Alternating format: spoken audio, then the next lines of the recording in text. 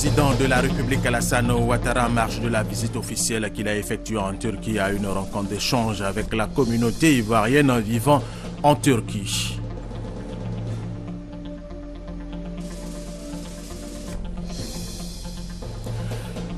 Il s'est tenu à Cape Town en Afrique du Sud la 10e Assemblée générale de l'Association des raffineurs africains ARA. Question centrale au cours de ces assises annuelles de l'ARA, comment les raffineries africaines devraient-elles accompagner le continent dans son processus de développement?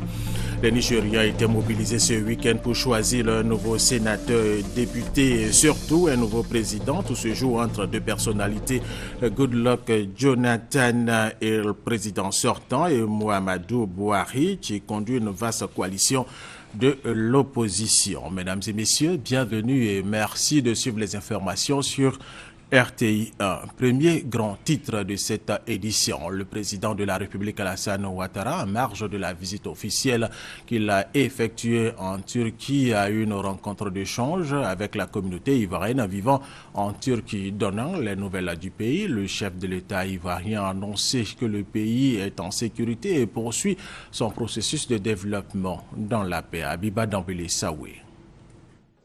Le président Alassane Ouattara a présidé l'ouverture du premier forum d'affaires ivoiro-turc à Istanbul, forum qui a réuni des opérateurs économiques de Turquie et une centaine d'hommes d'affaires ivoiriens. Il s'est agi, selon le président du patronat ivoirien Jean Kakou Diagou, de nouer des partenariats entre les opérateurs économiques des deux pays.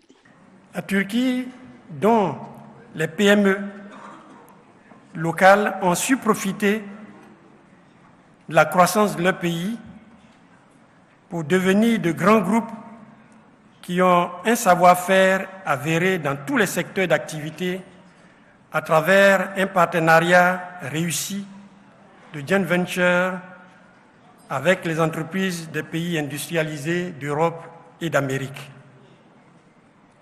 Un savoir-faire qui aujourd'hui s'exporte avec bonheur.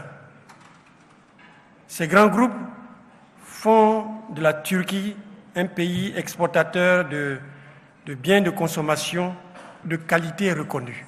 Ce savoir-faire, nous souhaitons que nos amis turcs puissent l'exporter en Côte d'Ivoire. Le chef de l'État s'est félicité des liens d'amitié et de coopération qui unissent la Côte d'Ivoire et la Turquie et qui vont se renforcer davantage avec cette visite officielle. Les échanges entre nos deux pays qui ont atteint 331 millions de dollars américains en 2014, étaient d'un niveau bien insuffisant. Tripler ce montant d'ici 2019-2020, c'est-à-dire atteindre 1 milliard de dollars. Cela paraît ambitieux, mais cela est possible. Et cela sera possible grâce à vous, mesdames et messieurs, les membres du secteur privé, présidents, directeurs généraux. Vous savez, le partenariat économique avec la Turquie offre à la Côte d'Ivoire des opportunités de développement et de croissance économique exceptionnelles. Oui, parce que la Turquie, qui préside cette année le G20, fait partie des économies émergentes les plus performantes au monde, avec des taux de croissance largement supérieurs à la moyenne. Nous sommes confiants que grâce aux réformes qui ont été mises en œuvre par le président Erdogan au cours des 10 dernières années, la Turquie a connu un bond extraordinaire et cela se maintient à des taux de croissance de 4-5% qui sont largement supérieurs aux taux des pays qui commercent avec la Turquie. Et la Turquie est un des pays importants d'attraction des investissements directs étrangers. Et d'ailleurs, la Côte d'Ivoire est heureuse de constater que malgré le faible niveau de commerce actuellement, nous sommes le premier pays partenaire de la Turquie en Afrique francophone et le troisième pays d'Afrique subsaharienne dans nos échanges avec la Turquie. Mais nous comptons faire mieux. Le président Alassane Ouattara a profité de cette opportunité pour vendre son pays, la Côte d'Ivoire, un pays en pleine croissance, par conséquent très attractif. La Côte d'Ivoire est en pleine reconstruction Et notre pays a des opportunités d'investissement et en plus des garanties pour les investissements. La sécurité des biens et des personnes est largement garantie. Malgré les affres de la crise post-électorale, la Côte d'Ivoire est maintenant, et notamment la capitale Abidjan, un des lieux les plus sûrs d'Afrique. C'est ce qui explique d'ailleurs le retour de la Banque africaine de développement, dont la Turquie est devenue un membre important ces dernières années. Comme les hommes d'affaires, les femmes d'affaires qui investissent déjà en Côte d'Ivoire le savent, l'environnement politique est apaisé et nous aurons l'élection présidentielle en octobre prochain.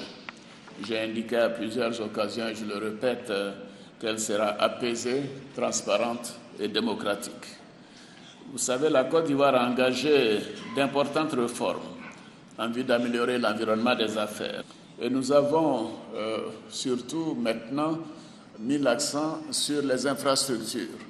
D'abord, la réhabilitation de notre réseau routier, de notre réseau ferroviaire, mais également la construction de nouvelles autoroutes ou le prolongement de certaines autoroutes. Ce serait bon que les autorités turques, mais également le secteur privé, s'intéressent à l'autoroute qui va relier Abidjan à San Pedro, c'est-à-dire Abidjan à l'ouest du pays, et qui fait 370 km. Et nous considérons que là, c'est une grande opportunité. Et nous avons vu la qualité des autoroutes en Turquie. Donc encore là, je vous invite à venir et à participer aux appels d'offres pour pouvoir, j'espère, construire cette autoroute, puisque tout de même, l'ouest du pays est la région productrice de cacao. Et c'est une région très riche également qui regorge de minerais. Et le port de San Pedro, qui est donc le deuxième port du pays, est l'un des plus développés au monde et surtout le premier port exportateur de cacao. La rencontre s'est achevée avec la signature d'un protocole d'accord d'établissement d'un conseil d'affaires Turquie-Côte d'Ivoire. Le président de la République, Alassane Ouattara, qui a participé au Forum économique Côte d'Ivoire-Turquie, a quitté la Turquie après cette visite officielle. Le chef de l'État, accompagné de la première dame, Mme Dominique Ouattara, répondait ainsi à l'invitation de son homologue turc, Recep Tayyip Erdogan. Les deux chefs d'État ont eu un tête-à-tête. Par ailleurs, 8 accords de coopération dans plusieurs secteurs d'activité ont été signés. Les deux chefs d'État souhaitent accroître ainsi les échanges commerciaux entre les deux pays, la Côte d'Ivoire et la Turquie, pour atteindre la barre du $1 milliard, soit près de 500 milliards de francs CFA. Ici, en Côte d'Ivoire, samedi dernier a eu lieu un meeting à la place de la mairie de Guibérois, dans l'ouest de la Côte d'Ivoire. Un rassemblement organisé par les jeunes de la localité sur fond de soutien aux actions du président de la République, Alassane Ouattara. Gabriel Zali. Cette foule motivée criant les mérites du président de la République, ce sont les populations de Guibérois réunies avec leurs élus et cadres place de la mairie de la commune. Ce rassemblement est la réponse à l'appel des jeunes de la localité pour un meeting dans le but de soutenir les actions du président Alassane Ouattara. Les déclarations d'engagement, des appels au travail pour s'inscrire dans la vision du chef de l'État ont ponctué toutes les allocutions. Nous, jeunes de Guibérois, d'Alébre et d'Ignago, unis malgré nos différences, notre appartenance ethnique, politique et religieuse, affirmons notre soutien aux actions de développement du président de la République, son Excellence M. Alassane Ouattara. Si Guibérois est émerveillée devant les projets de développement du pays, elle ne l'est pas d'elle-même. Guibérois appelle de toutes ses forces des projets de développement pour se relever. Il y a urgence à Guibérois. En effet, comment comprendre qu'une sous-préfecture reste sous-préfecture plus de 50 ans? Nous appelons le président Ouattara, le redresseur des torts, le bâtisseur au secours, pour que Guibérois soit enfin érigé en département. Un livre blanc a été remis à l'envoyé d'Amadou Gon Coulibaly, secrétaire général de la présidence de la République. Le président Alassane Ouattara travaille à l'épanouissement et au bonheur de tous les Ivoiriens. Je voudrais vous rassurer, chers élus, responsables politiques et population de Guibérois, que les doléances exprimées seront portées à la haute attention du parrain. M. Amadou Bon Coulibaly. Baptême des nouveaux militants du RDR, investiture du comité pour la victoire de Alassane Ouattara en 2015 ont meublé le meeting. Le samedi dernier, j'ai également au stade Samba Ambroise de Dembokro, une cérémonie d'hommage à Aimé Henri Konan Bédié a été organisée par le Train ivoirien pour l'émergence. Hommage pour saluer les actions de paix du président du PDCI RDA, Sidonie Wakadavila. Le président du PDCI RDA, Henri Konan Bédié, ne sera jamais assez remercié pour l'appel historique de Daoukro.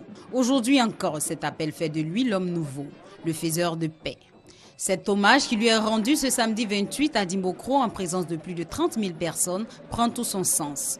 Nous avons pensé qu'il était juste de magnifier un tel homme. Notre souhait à nous, c'est qu'il soit porté donc au prix Nobel de la paix. Famille politique, membres du gouvernement, amis et connaissances, tous embarqués dans le train de l'émergence Trieux, aux côtés des populations de la région d'Unzi, n'ont pas tari d'éloges à l'endroit du président du PDCI, Henri Konan Bédié. En français, en baoulé ou en malinké, le sens de l'appel de Daoukro a été expliqué aux populations.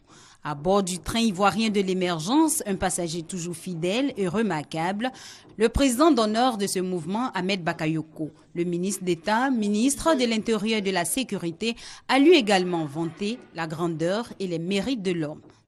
Le président il nous dit, voilà la voie. Donc il faut préserver cette paix retrouvée. Monsieur le Président, je voulais demander au Tout-Puissant de vous protéger, de vous donner une longue vie, pour que vous puissiez être ce garant de paix et de stabilité, j'ai dit, Monsieur le Président, avec mon allégeance et mon plus bel hommage. Honoré pour ses qualités de grand homme politique, le président Henri Konan Bédié n'est pas resté insensible à ses hommages. Je veux remercier tous les intervenants. Ils ont eu chacun des mots extrêmement aimables à mon égard et je suis très flatté. L'ancien président John Fitzgerald Kennedy recommandait à ses compatriotes américains à la fin de la journée de se poser la question suivante. Ai-je fait, bien fait pour mon pays, ce que je dois? J'ai fait mienne cette pensée et je me suis efforcé chaque jour de faire le mieux que je pouvais pour mon pays. L'union scellée ce jour entre les partis membres du RHDP traduit certainement l'harmonie qui se dégage dans la perspective d'un parti unifié. Un séminaire de mise à niveau sur le processus électoral initié par la commission centrale de la CEI s'est tenu à Grand Bassam. Objectif fourni aux commissaires centraux les connaissances et les compétences de base en matière de prévention et de gestion des conflits électoraux. Alexis Ouedraogo. Prévention et gestion des conflits électoraux. À quelques mois des présidentielles en Côte d'Ivoire, les 17 commissaires centraux de la Commission électorale indépendante CEI se sont réunis à Bassam pour un séminaire. Initié par Youssouf Bakayoko, la rencontre entendait permettre aux commissaires de s'approprier l'esprit, les principes et le fonctionnement d'une commission électorale. La rencontre visait, outre mesure, à donner aux membres de la CEI les instruments nécessaires pour une bonne gestion des échéances prochaines. Nous avons déjà proposé au gouvernement un code électoral qui prend en considération tous les faits que nous avons vécus en 2010 et en même temps qui propose des solutions permettant aux uns et aux autres d'accepter plus facilement les résultats et de faire en sorte qu'il n'y ait pas de conflit. Ce qu'on attend, c'est que les commissaires soient tous au même diapason pour ce qui est de l'interprétation des textes, soient tous au même diapason pour ce qui est de l'action à mener auprès des différentes structures avec lesquelles nous travaillons pour que la paix demeure après les élections. À côté des feuilles de route qui leur ont été données, les commissaires centraux devront également faire face au défi de la sécurisation des prochaines élections. La validation d'un plan stratégique 2015-2020 a d'ailleurs été établie. Dans la région du Guémon, plusieurs villages ont payé un lot tribut lors des différentes crises qui ont secoué la Côte d'Ivoire. Aujourd'hui, avec la paix à retrouver, des villages comme Dioronzon et Diombli ont pu bénéficier des actions du projet d'assistance post-conflit PAPC pour faire face au retour des populations déplacées. Jeanne Toubé. Dioronzon, un village de la sous-préfecture de Diokoué. Tout ici était ruine et le village dépeuplé. Aujourd'hui, hommes, femmes et enfants laissent apparaître leur joie de vivre passer la crise. Joie doublée de bonheur à l'idée que Dioronzon va compter de nouvelles bâtisses financées par le PAPC, projet d'assistance post-conflit. Mon petit frère est décédé, sa femme est décédée. Il a laissé 3 enfants derrière. Donc c'est moi, je m'occupe d'eux. Je me suis présentée et ils ont écrit mon nom et ils m'ont donné la maison. Depuis un certain moment, tout le monde est revenu. Ça fait que la vie a repris coup. Jusqu'à actuellement, même moi, je suis chauffeur de katakata. J'arrive à transporter les sables et tout ça pour construire les maisons et les logements des gens. Les travaux sont au stade de fouille, signe de la réalité du projet. Toutes les communautés autochtones, allogènes et allochtones peuvent être bénéficiaires d'une maison, à la seule condition que le postulant remplisse les critères élaborés par le comité de développement communautaire CDC installé par le PAPC. Il y a des Tambana, des Sénoufo, des Guéri, des Baoulé, même les personnes du Niger et du Burkina qui se sont joints à nous, on les a associés pour qu'elles bénéficient comme nous autres, étant autochtones. Que ce soit Dura, Ménégueux, Mossi, tout le monde, s'ils ont bénéficié, c'est ça qui demande la paix, c'est ça qui demande la cohésion sociale. Tout a commencé en 2012 avec l'identification de communautés menées par le PAPC dans le cadre du programme d'urgence pour les personnes déplacées internes. 500 logements ont déjà été construits, 750 autres sont en cours.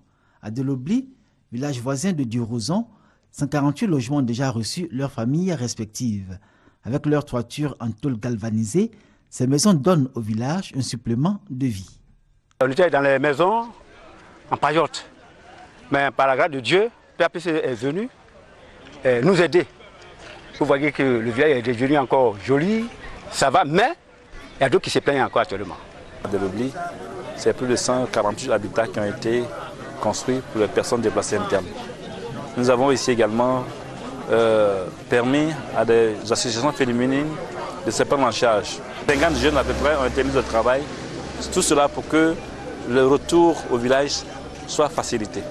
Par l'ardeur au travail de ces jeunes, formés au métier du bâtiment par le PAPC, les villages défigurés hier par la crise sont en train d'opérer progressivement leur reconstruction. Après 3 mois de formation militaire assidue, plus de 200 élèves de l'École nationale des sous-officiers d'active et NSOA ont été présentés au drapeau. Ils intègrent désormais la grande famille des forces républicaines de Côte d'Ivoire. Francis Boifo. Cette présentation au drapeau des 203 élèves de l'École nationale des sous-officiers d'active NSOA, dont 28 filles, est la preuve qu'ils peuvent désormais servir la nation en tant que soldats. Pour accomplir leurs différentes missions, le commandant école de l'NSOA recommande l'union, la discipline et le travail. Des valeurs chères à l'armée, dit le ministre chargé de la Défense. Nous voulons des soldats modernes, disciplinés, comme notre devise. C'est ce que nous attendons de vous.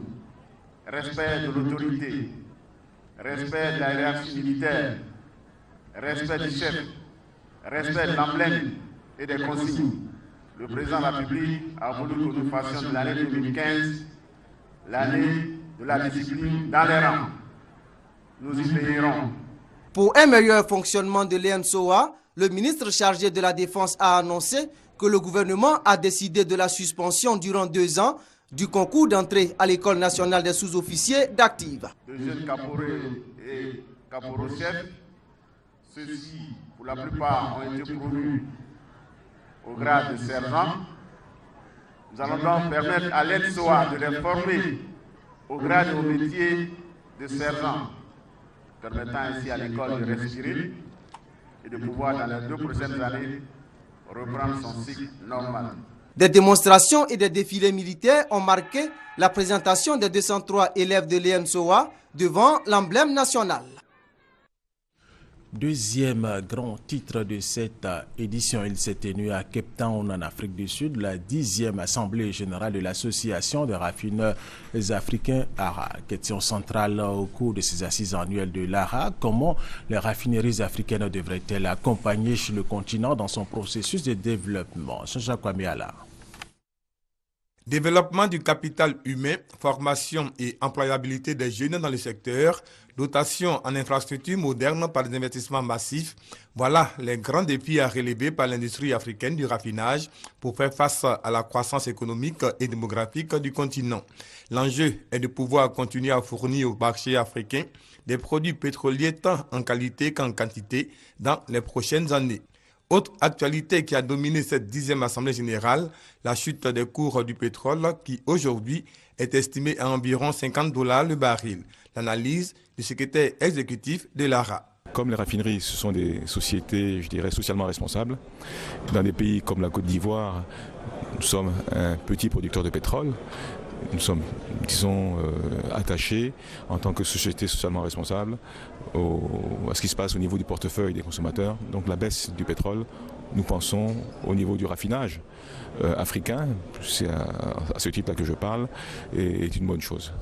Mais en ce qui concerne, on va dire, les pays producteurs de pétrole, qui sont exportateurs de pétrole brut, pour eux, ce n'est pas une bonne chose parce qu'on se rend compte que dans les pays pétroliers, la manne pétrolière sert à financer beaucoup de programmes sociaux. Cette 10e Assemblée générale dénommée Arawic a vu la reconduction du secrétaire exécutif l'ivoirien Joël Dervin et du président en exercice, le Gabonais Pierre Redono Ndiaye, pour un nouveau mandat d'1 an à la tête de l'ARA.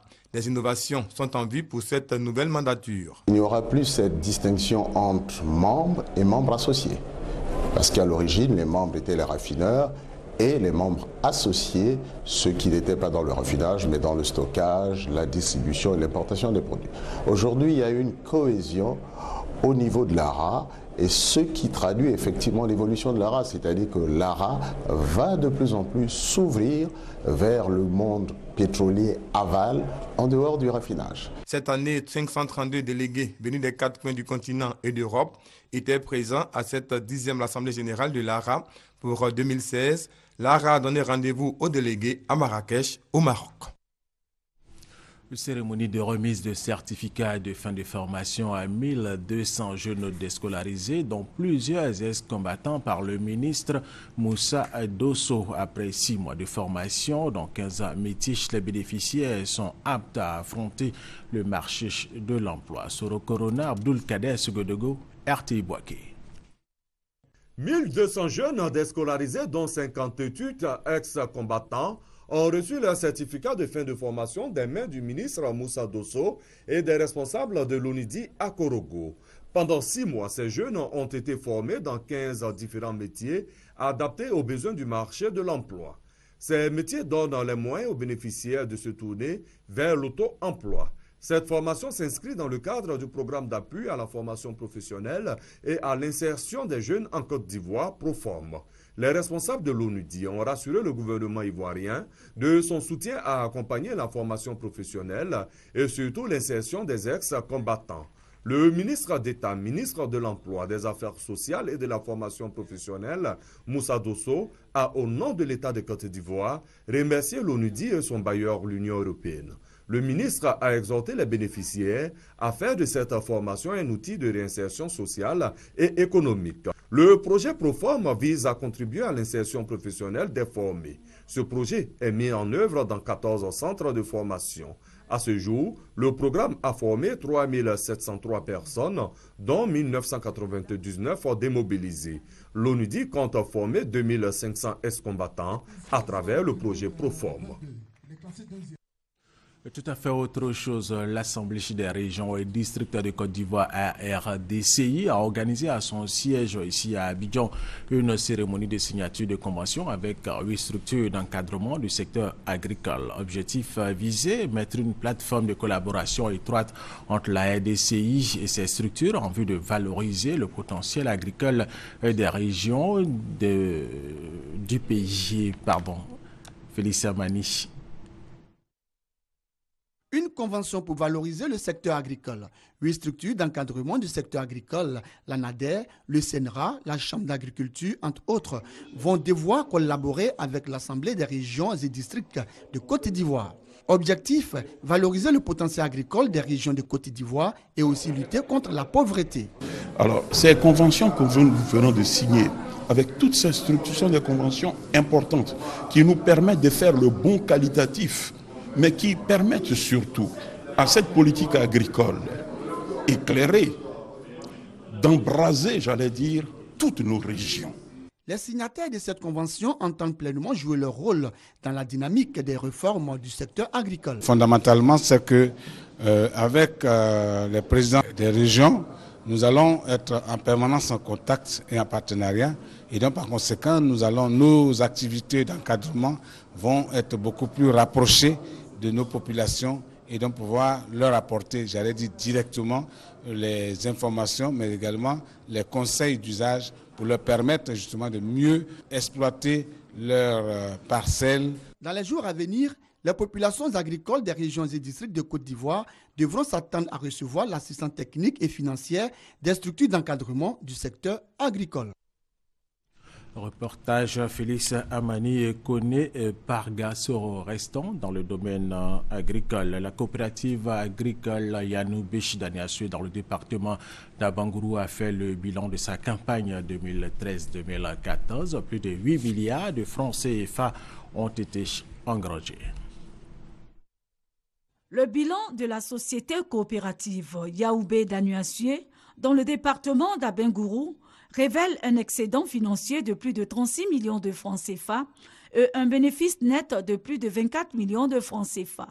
Ce résultat positif a été obtenu grâce aux efforts de 1164 membres de l'entreprise. Selon le directeur de cette entreprise agricole, ils ont produit en tout 9 422 tonnes de cacao et 321 tonnes de café. La vente de cette production a permis à cette coopérative de gagner la somme de 8 milliards 6 millions de francs CFA. Plus de la moitié de cette production commercialisée a été certifiée. La certification prend en compte le respect de la qualité du produit, l'environnement ainsi que la lutte contre les pires formes de travail des enfants. Le délégué régional du Conseil Café-Cacao, Évariste Hello, a prodigué des conseils d'usage aux dirigeants de cette entreprise agricole en vue d'améliorer sa gestion administrative et financière. Quant au président du conseil d'administration, Karim Sissé, il a saisi l'occasion pour exhorter les membres de sa structure à continuer à toujours bien travailler pour que cette coopérative soit comptée parmi les meilleures de la région.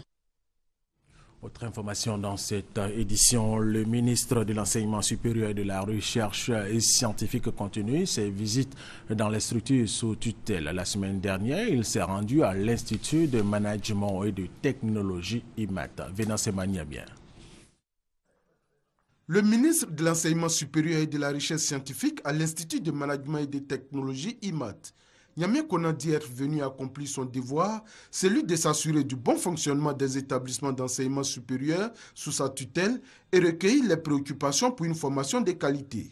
Il faut que les établissements d'enseignement supérieur arrivent au point de s'engager à faire en sorte que l'étudiant ou l'élève qui est passé devant eux trouve un travail. Le reste pour moi ça ne veut rien dire. Mais comment y parvenir aujourd'hui avec le nombre d'étudiants qui va aller croissant? Le présentiel ne pourra plus régler le problème de la massification. Les TIC, c'est la solution. Les explications données par les responsables de l'établissement ont séduit le ministre qui entend faire de la formation à distance un des piliers de la réforme qu'il veut entreprendre pour donner une autre image à l'enseignement supérieur. Le conseil régional du Haut-Sassandra soulage les populations des localités de Liabo et de Kwame Bakro dans le département de Zoukoubé. Des écoles primaires ont été construites dans ces localités. On en parle avec Chantal Eouma à Kandan. Liabo, village situé à 41 km de Daloa, et Kwame Bakro dans le département de Zoukoubé. Ces 2 localités ont poussé un ouf de soulagement lors de la cérémonie de remise de clés de 2 bâtiments de classe scolaire et d'un bureau. Ces classes vont permettre aux enfants de ces localités d'être scolarisés dans de bonnes conditions. D'une valeur totale de plus de 42 millions de francs CFA, le Conseil régional du Haut-Sassandra a décidé de faire de l'éducation des enfants son cheval de bataille. Le vice-président, Nama Boniface, représentant le président du Conseil régional du Haut-Sassandra, a indiqué qu'en dépit de nombreux besoins des autres secteurs, l'éducation, comme la route, précède le développement. Il n'a pas manqué de traduire ses remerciements au chef de l'État Alassane Ouattara pour avoir rendu les conseils régionaux effectifs en les dotant de moyens pour réaliser les infrastructures pour le bien-être des populations. Réceptionnant les clés de ces ouvrages scolaires, le représentant de l'inspecteur de l'enseignement primaire de Zoukoube, Baberna, a fait la promesse de prendre soin de ces salles de classe. Il a dit toute sa gratitude au Conseil régional pour ses réalisations et aussi les chantiers d'infrastructures scolaires en cours de réalisation.